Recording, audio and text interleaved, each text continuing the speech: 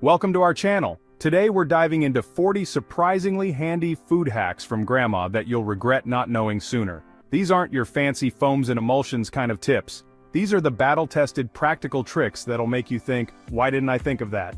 We're talking about keeping your ingredients top-notch, rescuing food from the brink of disaster, and just making your life in the kitchen a whole lot easier. So, are you ready to get schooled by Grandma? Let's get started. Right, let's be honest, who hasn't opened the cupboard to find their brown sugar has turned into a brick? It's like trying to bake with concrete. But Grandma knew the secret. A simple slice of bread. That's right, chuck a piece of bread into your brown sugar container, seal it up tight, and the bread will keep that sugar soft and scoopable. It's like magic, but without the smoke and mirrors. And if it's already too late and you're facing a brown sugar brick, don't panic. Microwave that bad boy for 20 seconds with a slice of apple. It'll soften right up. Ready for your cookies. Listen, throwing away bread is practically a sin, isn't it? Grandma taught us that even the saddest, stalest loaf can be resurrected.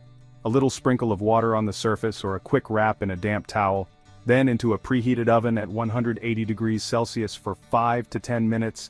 You'll be amazed, that crust will crisp up, the inside will soften, and you'll be back to enjoying bread that tastes fresh from the bakery. No more food waste in this kitchen. Listen up, you don't want your salt turning into a sad lumpy mess, do you? It's got to flow. Grandma's secret weapon? Rice. But not just any rice, mind you. We're talking plain, uncooked rice. Toss a few grains into your salt shaker and it'll act like a sponge, soaking up all that excess moisture. Your salt will stay free-flowing, no more banging the shaker in frustration. Remember, we want flavor explosions, not salt lick blocks.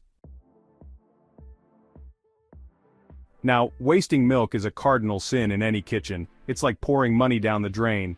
But fear not, Grandma had a trick for that too. A pinch of salt, that's all it takes. Just a tiny pinch, about 1/8 of a teaspoon per liter, added to your milk after opening. It might sound crazy, but trust me, that salt acts like a bodyguard, slowing down the bacteria that try to spoil your milk. And of course, store it in the coldest part of the fridge. We're not barbarians here. Peeling hard-boiled eggs shouldn't feel like a wrestling match. You want those shells to practically fall off, right? Grandma's secret weapon? Baking soda or vinegar? Just a teaspoon added to the boiling water works wonders. Then, once they're cooked, straight into ice water, they go for a 5-minute chill. That temperature shock makes those shells contract, and peeling becomes a breeze. No more mangled eggs, people. We love our leafy greens, but they can wilt faster than my patience with a bad risotto. The trick is to keep them dry. Wrap those lettuce leaves, spinach, whatever you've got, in a dry paper towel. It'll soak up any excess moisture. Then, pop them in a perforated plastic bag or an airtight container straight into the fridge. Follow these steps, and your greens will stay fresh and crisp for up to 2 weeks. That's right, 2 weeks. Know you've been a good friend. Listen, life's too short for rock-hard butter that rips your bread to shreds. You want that butter soft, spreadable, ready to go. Grandma's solution? Cut that butter into small cubes and store it in a sealed glass jar at room temperature, as long as it's below 21 degrees Celsius. Need it soft in a hurry? Boil some water, empty the bowl, and pop that bowl over your butter. The heat will soften it up in minutes. Now you're ready for toast. Fresh herbs are like little bursts of sunshine in your food, but they don't last forever, do they? Well, actually, with this hack, they kind of do.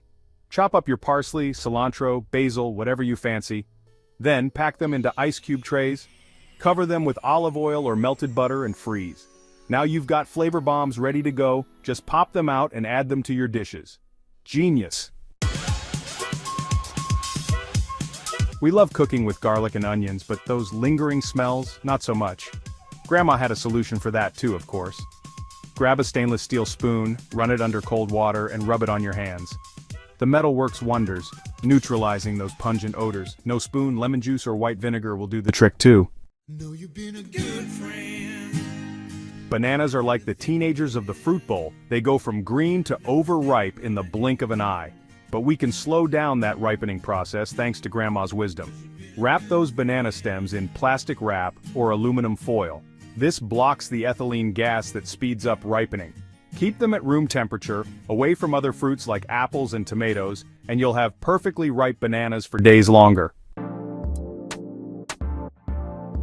Listen, peeling garlic shouldn't take longer than actually cooking with it. Grandma's secret weapon? A jar. Break up your garlic cloves, toss them in a jar, seal it tight, and shake like mad for 20 seconds. The peels will practically fall off. It's like magic, but with less chanting and more garlic bread.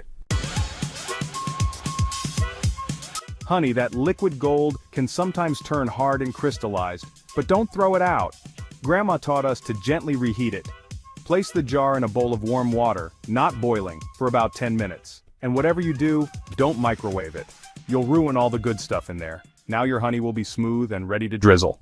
Know you've been a good friend. Tomatoes, those juicy wonders, deserve to be treated with respect. First off, never store them in the fridge. It ruins their flavor and texture. Keep them at room temperature, stem side down to prevent moisture loss. Treat them right, and they'll stay fresh and flavorful for longer. Coffee, the elixir of life, can always use a little boost. Grandma's secret weapon? A pinch of cinnamon or a tiny bit of salt added to the grounds before brewing. It sounds crazy, but trust me, it works. The cinnamon adds a warm, comforting flavor, while the salt cuts through bitterness, enhancing the coffee's natural richness. You'll never drink your coffee the same way again. Listen, a good soup shouldn't leave you feeling like you need a shower. If your soup is swimming in fat, don't panic. Grandma to the rescue again. Grab an ice cube and run it over the surface of the soup. The fat will cling to the ice, making it easy to scoop out. Your arteries will thank you. We've all been there, distracted by the deliciousness we're creating, only to end up with a burnt pot. But don't worry, Grandma's got your back. Fill that pot with water and vinegar, add a tablespoon of baking soda, and bring it to a boil for 10 minutes. The burnt bits will loosen up, making it a breeze to clean. No more scrubbing for hours. Wilted veggies are a sad sight, but don't toss them out just yet. Grandma's magic touch can work wonders. Soak those sad veggies in cold water with a teaspoon of sugar for 30 minutes. The sugar helps to rehydrate them, restoring their crispness and freshness. It's like a spa day for your vegetables. Homemade dough is a thing of beauty, but who has time to make it from scratch every time? Grandma's solution? Freeze it. Divide your dough into portions, wrap them tightly, and pop them in the freezer. When you're ready to bake, just thaw the dough in the fridge and you're good to go. Freshly baked goodness anytime. Know you've been a good friend. Avocados, those creamy green gems, are delicious, but they have a tendency to brown quickly. Grandma's trick to prevent this culinary tragedy? Brush the cut surface with lemon juice or apple cider vinegar. The acid creates a barrier, keeping that vibrant green color intact. Store it in an airtight container in the fridge, and you'll have perfectly green avocado for your toast or guacamole.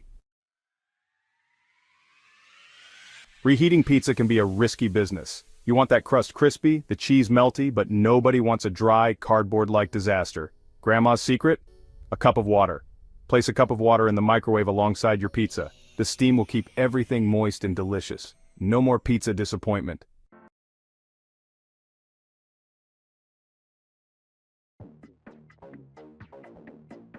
Listen up, you lot. Microwaving pizza? You're committing a culinary sin. That's how you end up with soggy, sad excuses for slices. We're going to do this the right way.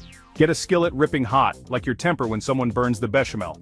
Place your pizza slices in the dry skillet, no oil you donkey, and let them heat up for a couple of minutes per side. You want that crust crispy, golden brown, and the cheese melted to perfection. There you have it, pizza perfection. But wait, there's more to this than just tossing it in a skillet. Let's dive deeper into the art of reheating pizza. First, let's talk about why the microwave is a no-go. When you microwave pizza, the moisture in the crust turns into steam, making it soggy and unappetizing. The cheese doesn't melt properly, and you end up with a rubbery mess. It's a quick fix, but it sacrifices the quality of your beloved slice. Now let's get back to the skillet method. The key here is to use a dry skillet. Adding oil might seem like a good idea, but it can make the crust greasy and heavy. You want to preserve that original texture, so keep it dry. Preheat your skillet on medium-high heat. You want it hot enough to crisp up the crust, but not so hot that it burns the cheese. Once your skillet is hot, place your pizza slices in it. Don't overcrowd the skillet. Give each slice some room to breathe. Let them cook for about 2 minutes on one side. You'll start to hear that satisfying sizzle, and the crust will begin to crisp up. After 2 minutes, flip the slices over and let them cook for another 2 minutes. This ensures that both sides are evenly heated and crispy. While the pizza is reheating, you can cover the skillet with a lid for the last minute. This helps to trap the heat and melt the cheese perfectly. Just be careful not to overdo it, as you don't want the crust to become too hard. And there you have it, a perfectly reheated pizza slice with a crispy crust and gooey melted cheese. It's almost as good as fresh out of the oven. So next time you're tempted to use the microwave, remember this method and treat your pizza with the respect it deserves. Enjoy your delicious reheated pizza. Don't you dare crack open that carton without checking the freshness of your bloody eggs. It's a disaster waiting to happen. Here's a simple trick. Fill a bowl with cold water and gently place your eggs in it. Fresh eggs, they'll sink to the bottom like a good souffle. Old eggs, they'll float to the top, and that, my friend, means it's bin time. Remember, fresh ingredients are the foundation of any good dish. Boiling over pots are the bane of my existence. 1 minute you're simmering a beautiful sauce, the next you've got a sticky volcanic eruption all over your stovetop. But fear not, there's a simple solution. A wooden spoon. Yes, you heard me right. Lay a wooden spoon across the top of your pot, and it acts like a magic wand, breaking the surface tension and preventing those disastrous overflows. You're welcome. Eggplant, a versatile vegetable, but let's be honest, it can be bloody bitter. This bitterness can be a real turnoff for many people, making them avoid this otherwise nutritious and delicious vegetable. But don't relegate it to the compost bin just yet. There's no need to waste such a wonderful ingredient when there's a simple solution at hand. We're going to exorcise that bitterness with a simple trick. This method is easy, quick, and will transform your eggplant dishes. First, slice your eggplant into even pieces. The thickness of the slices can vary depending on your recipe, but aim for about ½ inch. Then, generously salt both sides of each slice. Don't be shy with the salt. It's crucial for drawing out the bitterness. Let the salted eggplant sit for about 30 minutes. During this time, you'll notice the salt drawing out the moisture from the eggplant. This process not only removes the bitterness but also helps to soften the texture, making it more pleasant to eat. After 30 minutes, rinse the eggplant slices thoroughly under running water to remove the excess salt and the drawn-out moisture. Pat them dry with a clean kitchen towel or paper towels. Now, your eggplant is ready for cooking. Whether you're grilling, frying, baking, or adding it to a stew, you'll find that the bitterness is gone, leaving you with a tender, flavorful ingredient that enhances any dish. This simple trick can make a world of difference in your cooking. Eggplant can be a star ingredient in many recipes, from classic ratatouille to hearty eggplant parmesan, or even a smoky baba ganoush. By banishing the bitterness, you open up a world of culinary possibilities. So next time you find yourself with an eggplant, don't hesitate. Use this method to ensure your dish is delicious and enjoyable for everyone. Happy cooking! A smelly fridge is a sure sign of a disorganized, chaotic kitchen, and we don't tolerate chaos in this kitchen, do we? The solution is simple and inexpensive baking soda. That's right, the humble baking soda is a miracle worker when it comes to neutralizing odors. Place an open container of baking soda at the back of your fridge, and it will absorb all those unwanted smells, leaving your fridge smelling fresh and clean. Ever open your pantry to find your potatoes looking like they're about to sprout arms and legs? It's enough to make you swear off carbs for life. But hold on, there's a simple solution. Apples. Yes, apples. These humble fruits release ethylene gas, which acts as a natural sprout inhibitor for potatoes. Store your potatoes with an apple or two in a cool, dark place, and they'll stay firm and sprout-free for much longer. Peeling ginger can be a right pain in the backside, especially when you're using those flimsy, dull peelers. But fear not, I've got a secret weapon, a spoon. That's right, a simple metal spoon is all you need to peel ginger like a pro. The curved edge of the spoon perfectly follows the contours of the ginger root, removing the skin thinly and efficiently without wasting any of that precious flesh. Moldy cheese is a tragedy, a culinary crime scene, but you can avoid this disaster with the right storage techniques. Ditch the plastic wrap and embrace the power of parchment paper. Parchment paper allows cheese to breathe, preventing moisture buildup and mold growth. Wrap your cheese tightly in parchment paper, then store it in an airtight container in the fridge. Your cheese will thank you for it. Waiting for fruit to ripen can feel like an eternity, especially when you're craving a juicy peach. You know the feeling. You've just come back from the market with a bag full of unripe peaches, and all you want is to sink your teeth into one of those juicy, sweet fruits. But alas, they are hard and sour, and you have to wait. The same goes for other fruits like mangoes, avocados, and even tomatoes. The waiting game can be frustrating, but what if I told you there's a way to speed things up? Or a sweet mango. But you can speed up the ripening process with a simple paper bag. Place your unripe fruit in a paper bag along with a ripe apple. The science behind this trick is fascinating. Ripe apples release a natural plant hormone called ethylene gas. This gas is a key player in the ripening process of many fruits. When you place a ripe apple in a paper bag with unripe fruit, the ethylene gas gets trapped in the bag and accelerates the ripening process.